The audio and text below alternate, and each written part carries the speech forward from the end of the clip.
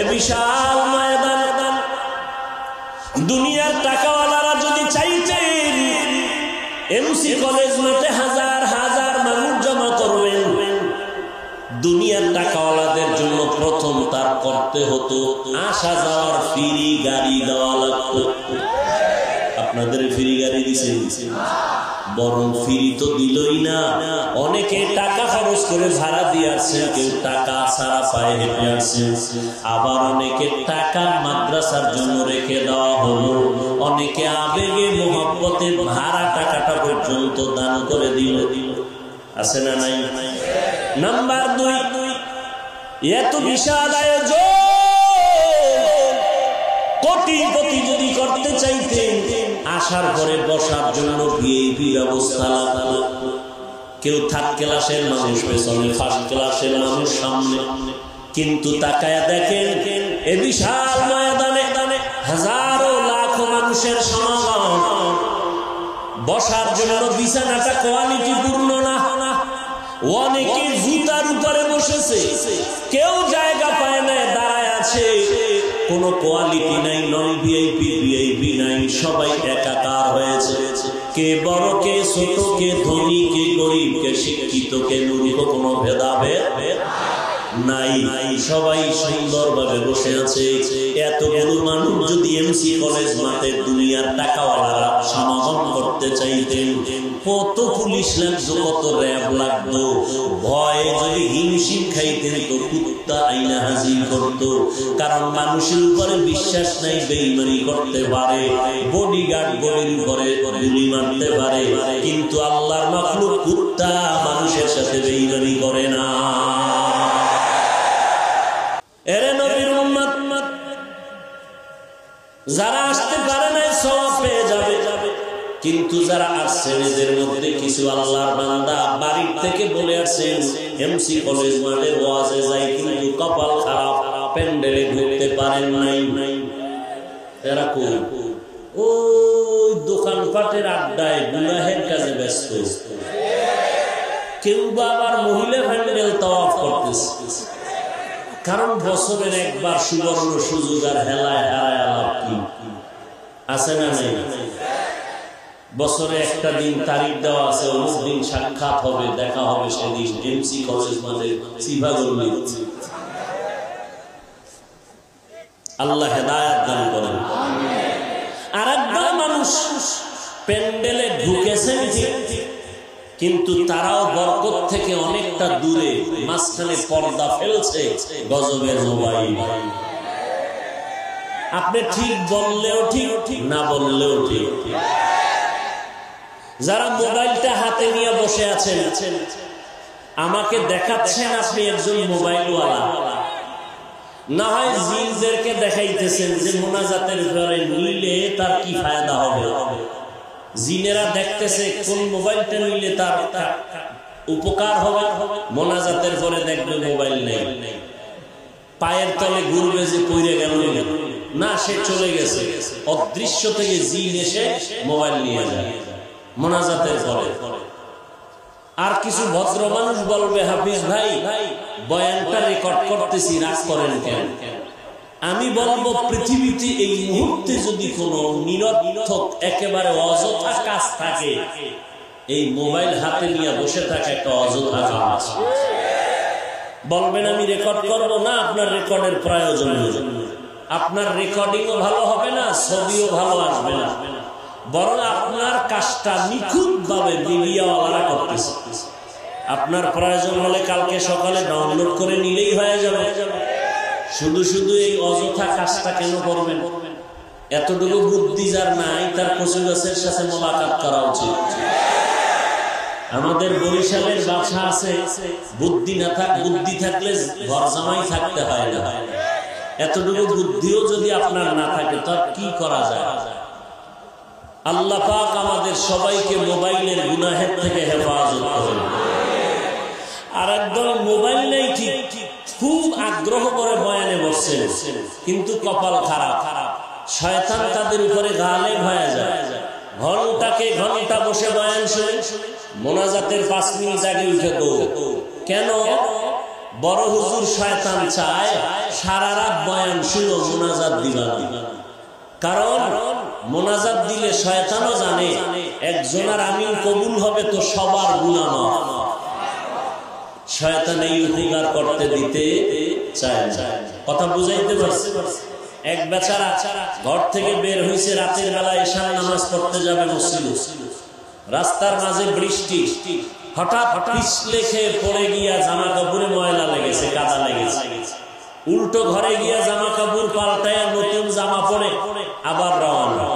রাস্তার মাঝে গিয়া বৃষ্টি নাই কিন্তু কাদা আছে, পড়ে গিয়া আবার ময়লা লাগছে। ঘরে এসে আবার ওই জামা পাল্টাইয়া নতুন জামা পরে আবার রওনা।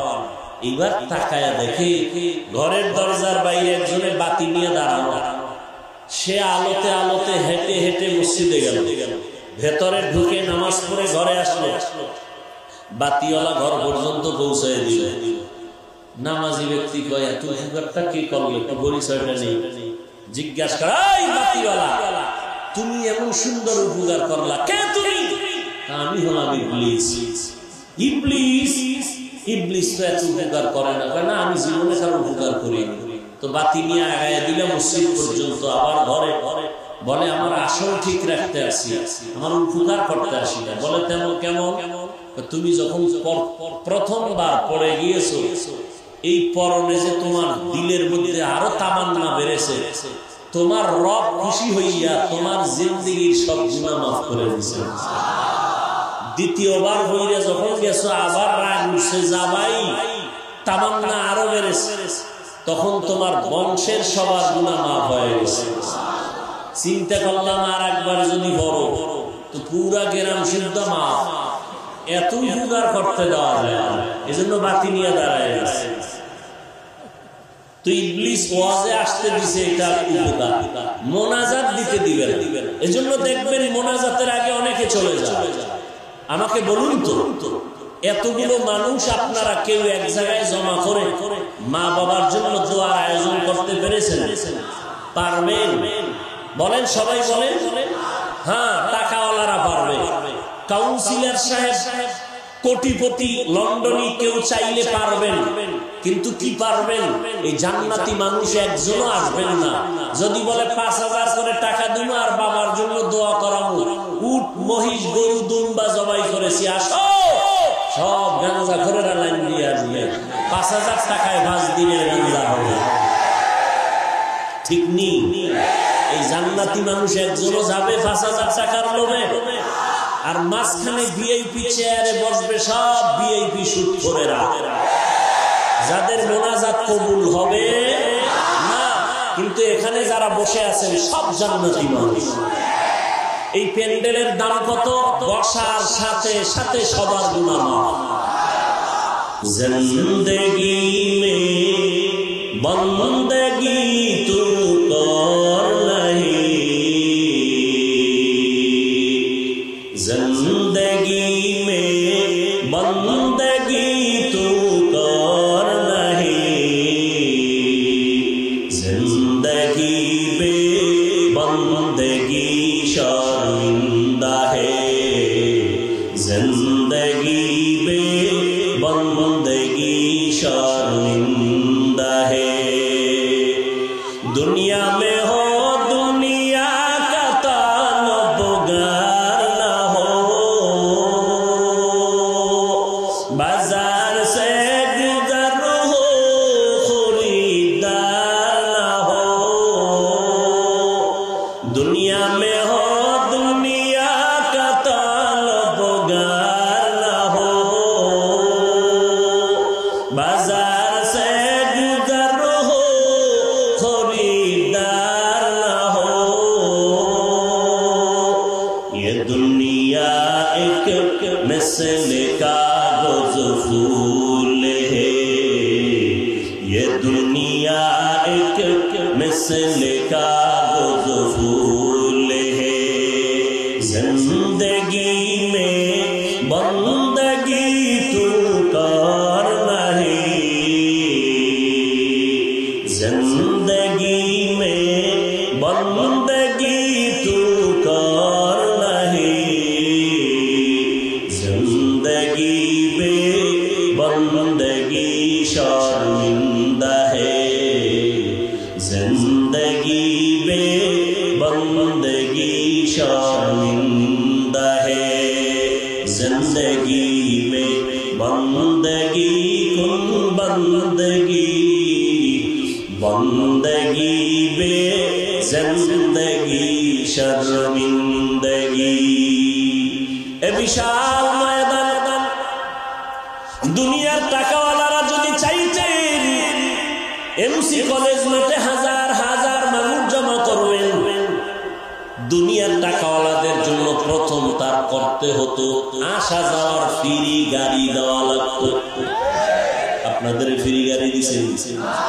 বরং ফ্রি তো দিলই না, অনেকে টাকা খরচ করে ভাড়া দিয়ে আসছেন, কেউ টাকা ছাড়া পায়ে হেঁটে আসছেন, আবার অনেকে টাকা মাদ্রাসার জন্য রেখে দেওয়া হলো, অনেকে আবেগে মোহব্বতে ভাড়া টাকাটা পর্যন্ত দান করে দিল। আছে না নাই? নাম্বার 2, এত বিশাল আয়োজন কোটিপতি যদি করতে চাইতেন আসার পরে বসার জন্য ভিআইপি ব্যবস্থা লাগতো। কেউ থার্ড ক্লাসের মানুষ পেছনে, ফার্স্ট ক্লাসের মানুষ সামনে। কিন্তু তাকায়া দেখেন এ বিশাল ময়দানে হাজারো লাখো মানুষের সমাগম, বসার জন্য বিছানাটা কোয়ালিটি পূর্ণ না, অনেকে জুতার উপরে বসেছে, কেউ জায়গা পায় না, দাঁড়ায় আছে, কোনো কোয়ালিটি নাই, নন ভিআইপি ভিআইপি নাই, সবাই একাকার হয়েছে।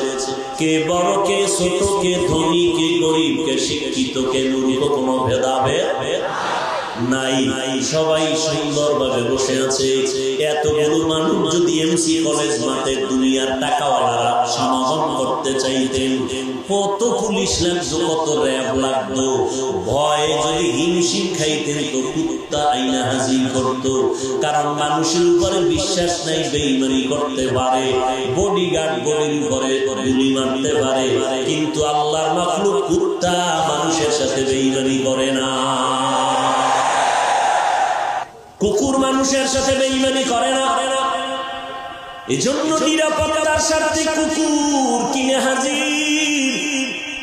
গুলশানে জুমা পড়াইতাম, ওই এলাকায় এমন একটা বাড়ি আছে, ওই বাড়িতে কুকুর লালন পালন করে 8টা যুবকের বেতন চলে কুত্তার খেদমত করিয়ে।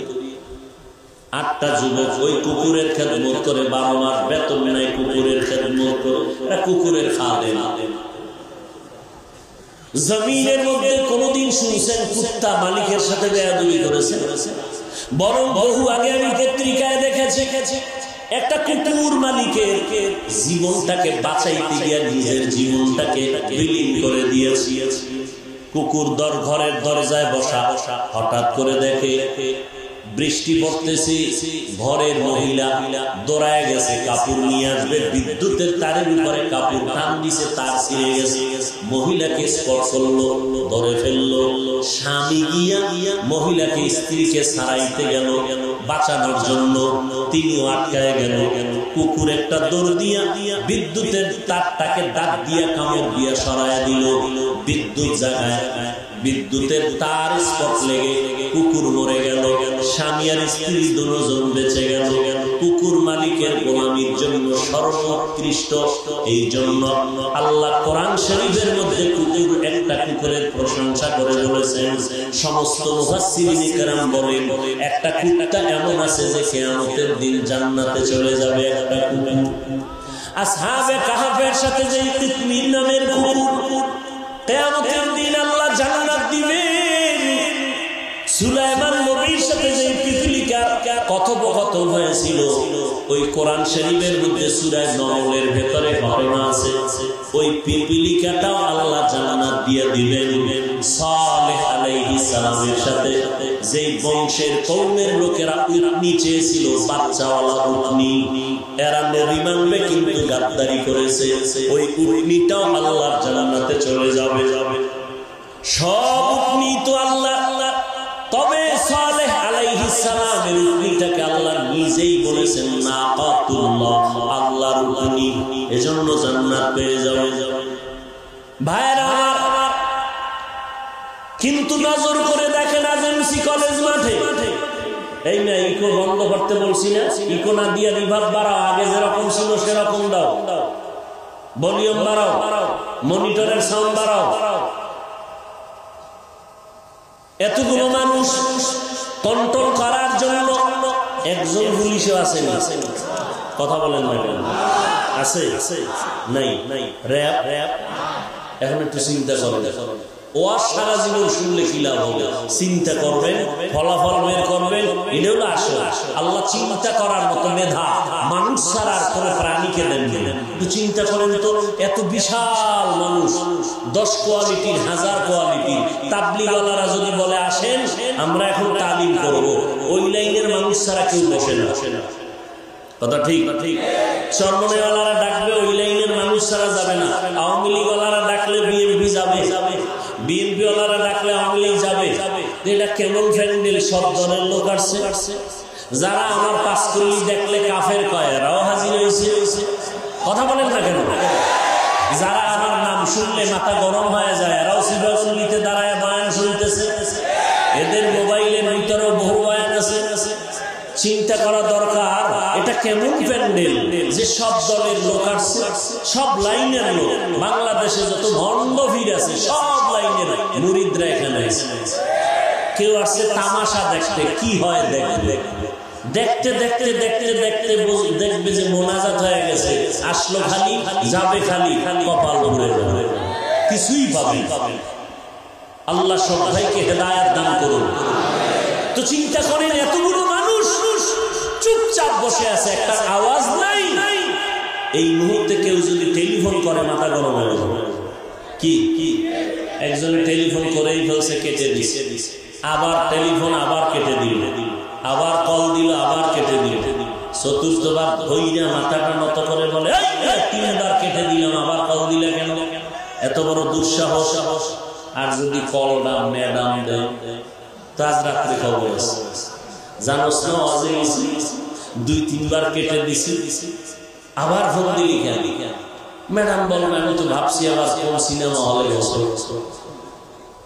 আপনি চিন্তা করেন যে কি মনের আবেগ নিয়ে বসছেন মানুষ। টেলিফোন করলে পর্যন্ত মনে কষ্ট আসত। এত বিশাল আয়োজনের এই মানুষগুলো, একজন পুলিশ নাই, কিভাবে নিয়ন্ত্রণ হচ্ছে? এটা কেমনে সম্ভব? আল্লাহর কসম করে বলছি, এটা কেমনে সম্ভব? 1500 বছর আগের মদিনাওয়ালা রাসূলের আদর্শের কারণেই সম্ভব।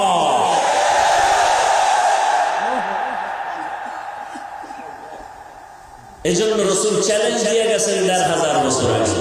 قال النبي صلى الله عليه وآله وسلم تركت فيكم أمرين لن تضلوا ما تمسكتم بهما كتاب الله وسنة رسوله।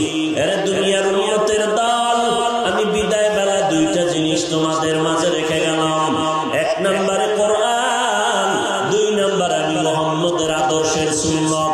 2 জিনিস যদি তোমরা আঁকড়াইয়া ধরে নাও, কোনদিন তোমাদের ঈমান নষ্ট হবে না, ইজ্জত নষ্ট হবে না। আওয়ামী লীগ ক্ষমতায় যাক, বিএনপি যাক, আর জাতীয় পার্টি আর কোন কালাচরায় যাক, আমগো কোনো টেনশন নাই। আমরা কোরআনওয়ালারা আজীবন সম্মানের চেয়ারে আছি। ঠিক কি না বলো? মেরা জাজু করদান বেসা খলকেরা দাদাল জওয়াবে বাসওয়া আপনা দারা দোস্তে খলকা জারেরা নিস্তে ই খাসলত একে দিনদারেরা। মা বাবার খেদমত করো, ওলামায়ে কেরামের পরামর্শ নিয়ে চলো। তোমার মতো যুবক স্কুল কলেজে পড়ে 5 বেলার নামাজি আছে না নাই? তোমার বিবেকটাকে জিজ্ঞাসা করো, তুমি কেন পারবা না? আল্লাহর কোরআনটাকে মিথ্যা মনে করেছো, নবীর কথাকে মিথ্যা মনে করেছো রে বাবা। তোমার মতো যুবক রে আবার এই পুলিশ বিডিআরের নামাজ পড়ে, চাকরি করে 5 ওয়াক্ত নামাজ পড়ে আছে না নাই? রাস্তায় গাড়ি চালায় ড্রাইভার, পাঁচ ওয়াক্ত নামাজি আছে না নাই? তুমি কেন পারবা না? ও বুড়া বাবাজিরা, আপনার মতো কত দাড়িওয়ালা বুড়া লাঠি দিয়া ভর করে করে মসজিদে গিয়া পাঁচ ওয়াক্ত নামাজ পড়ে, আপনি কেন পারবেন না? ও পর্দার আড়ালের আম্মা জান, আপনাদের কত কত দামি মা ঘরে আছে, পাঁচ বেলার নামাজ পড়েন, তাহাজ্জুদ নামাজও পড়েন, এমন মা ঘরে অভাব নাই। স্বামীর মাল হেফাজত করেন, সন্তানটাকে আদর্শওয়ালা বানানোর মেহনত করেন। এরে আম্মা জান, আপনাদের এত সম্মান আল্লাহ দান করেছেন, সারা রাত বয়ান করলে শেষ হবে না রে মা। এই স্টেজের মধ্যে 4টা ছেলেকে পাগড়ি দেওয়া হলো কোরআনের হাফেজ। এদের মা বাবার কপাল কত ধন্য, ওই মা বাবার জীবন কত ধন্য। কিয়ামতের ময়দানে আল্লাহ বলবে, কোরআনওয়ালা কোরআন তেলাওয়াত কর, আমি আল্লাহ নিজে কুদরতের আওয়াজ কানে লাগায় শুনতে থাকবো, আমার সামনে কোরআন পড়ো। এরে আম্মা জান, মনটা কি চায় না একটা কোরআনওয়ালা সন্তানের মা হয়ে কবরে যাবেন? সন্তানটার স্কুলে পড়াবেন, বাধা নাই, ডাক্তার বানাবেন আলহামদুলিল্লাহ, ইঞ্জিনিয়ার বানাবেন আলহামদুলিল্লাহ, তবে কোরআনটা পড়াইয়া দেন, আদর্শ ডাক্তার বানাবেন, আদর্শ ইঞ্জিনিয়ার বানাবেন। আপনি মরিয়া গেলে ওই ডাক্তার সন্তানটা কোরআন পড়ে পড়ে আপনার কবরের জিয়ারত করবে আর দোয়া করবে। এরে আম্মা জান, আপনার মতো কত মা নামাজ পড়ে, তাহাজ্জুদ পড়ে, পর্দা রক্ষা করে চলে, আপনি কেন পারবেন না রে আম্মা? এখন থেকে তওবা করে নেন, আর কখনো নামাজ ছাড়বেন না, বেপরদায় চলবেন না। এই জমিনে যত ভালো ভালো সন্তান, এই সিলেটের এসপি সাহেবের ব্যবহার বলো ভালো, সিলেটের থানার ওসি সাহেবের ব্যবহার ভালো, এমপি সাহেবের ব্যবহার ভালো, চেয়ারম্যানের ব্যবহার ভালো। আল্লাহর কসম করে বলি, এই ভালো ভালো কিন্তু নিজের বাহাদুরি না, যত ভালো শুনতেছি সব হলো মায়ের অবদান। এসপি সাহেবের মায়ের কারণে এসপি সাহেবের আদর্শ ভালো, ব্যবহার ভালো, মায়ের অবদানের কারণে ওসি সাহেবের ব্যবহার ভালো, জবান ভালো। এরে আম্মা জান, এই জন্যই তো নবী বলেছেন, দুনিয়াতে নারীদের মতো দামি সম্পদ আর কোন জমিনে আর একটাও নাই। ইমাম গজালি বলতেছেন, ও দুনিয়ার মা, প্রত্যেকটা সন্তানের জন্য মা হলো প্রাথমিক শিক্ষিকা। সন্তান মাকে, মা সন্তানকে যা শিখাবে সন্তান তাই শিখবে। এরে আম্মা জান, সন্তানটাকে আদর্শওয়ালা ডাক্তার বানায় যান, অন্তর খুলে দোয়া করবেন, দোয়া করলেই তো সন্তান আগায় যাবে। ও যুবক, এখনো সময় আছে, তওবা করে নাও, মনের বুঝাইয়া দেখো, তোমার মতো কত যুবক নামাজ পড়ে, চাকরি করে, নামাজ পড়ে, লেখাপড়া করে, স্কুল কলেজে ব্যবসা করে, নামাজ পড়ে, তুমি কেন পারবা না? আল্লাহর কাছে মনে মনে তওবা করে নাও, আর বলো, হে দয়ার মালিক, আমার মতো যুবক যদি স্কুল কলেজে পড়ে, নামাজ পড়ে, আমি কেন পারি না? আমার কপাল বুঝি খারাপ।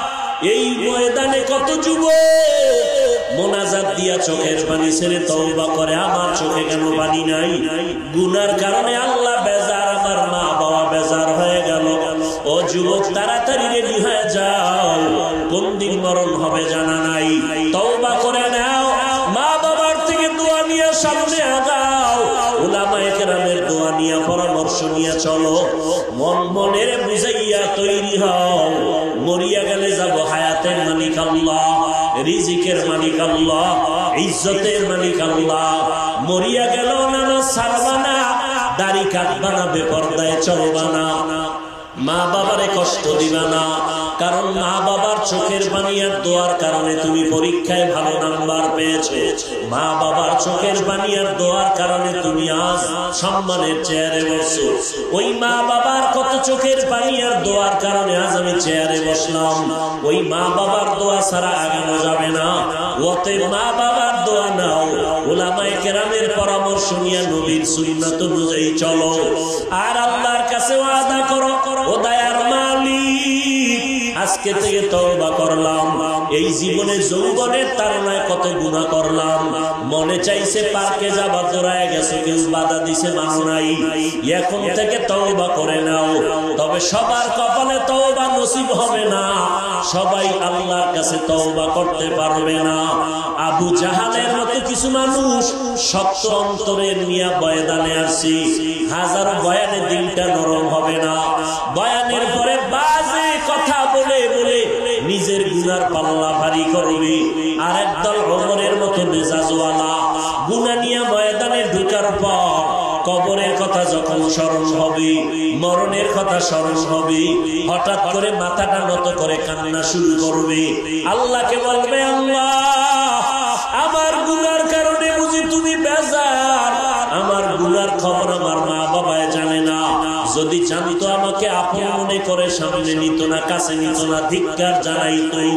আল্লাহ তুমি আমার গুনার খবর জানার পর একবার রাগ করে পানি বন্ধ করো নাই।